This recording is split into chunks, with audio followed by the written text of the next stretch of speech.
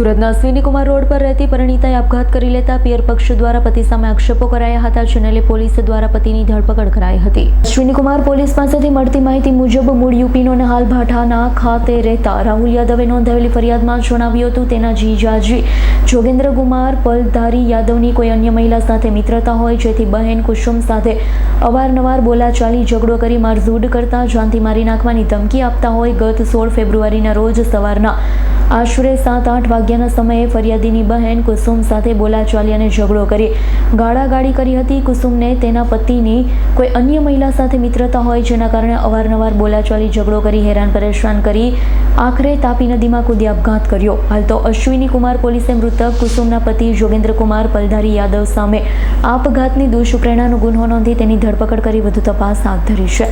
Bureau report S9 news Surat. અમારી તમામ માહિતીથી અપડેટ રહેવા માટે જોડાયેલા રહો S9 ન્યૂઝ સાથે.